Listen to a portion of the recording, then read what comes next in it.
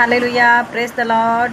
आज मैं आपको बाइबल से मत्ती रचित सुसमाचार उसका 24 अध्याय का 29 वचन से लेकर 35 वचन तक मैं सुनाने जा रही हूँ। यानी कि उसमें टॉपिक है मनुष्य के पुत्र का पुनः आगमन, यानी कि प्रभु यीशु मसीह का पुनः आगमन और उस समय क्या होगा उसके विषय में प्रभु के मुख से निकले हुए वचन इसमें बाइबल में बताए गए हैं। तो उसके विषय में आपको मैं जानकारी देने जा रही हूँ कि उन वचनों में क्या लिखा है और क्या होने वाला है।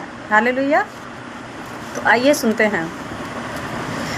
इसमें इस प्रकार लिखा है, उन दिनों के क्लेश के तुरंत पश्चात सूर्य अंधकारमय हो जाएगा तथा चंद्रमा अपना प्रकाश न देगा और आकाश से तारागण गिरेंगे तथा आकाश की शक्तियाँ हिलाई जाएंगी। तब मनुष्य के पुत्र का चिन्ह आकाश में दिखाई देगा और पृथ्वी की सब जातियाँ विलाप करेंगी और लोग मनुष्य के पुत्र को सामर्थ्य तथा बड़े वैभव सहित आकाश के बादलों पर आते देखेंगे और वह तुरही की तीव्र ध्वनि के साथ अपने स्वर्गदूतों को भेजेगा और वे चारों दिशाओं में आकाश के एक छोर से लेकर दूसरे छोर तक उसके चुने हुओं को एकत्रित करेगा। जो चुने हुए लोग हैं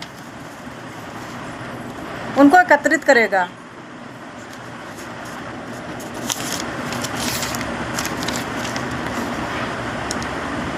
अंजीर के 32 वचन है, अंजीर के वृक्ष से यह दृष्टांत सीखें, जब उसकी डाल कोमल हो जाती है उसमें पत्तियां निकलने लगती हैं तो तुम जान लेते हो कि ग्रीष्म ऋतु निकट है। इसी प्रकार जब तुम इन सब बातों को होते देखो तो जान लेना कि वह निकट है, वरन द्वार पर ही है। मैं तुमसे सच कहता हूँ कि जब तक ये सब बातें पूरी ना हो जाएं, इस पीढ़ी का अंत ना होगा। आकाश और पृथ्वी टल जाएंगे परंतु मेरे वचन कभी ना टलेंगे। ये जो बाइबल के वचन हैं ये परमेश्वर के मुख से निकले हुए वचन है, यानी कि परमेश्वर की आवाज़ है, परमेश्वर की सोच है।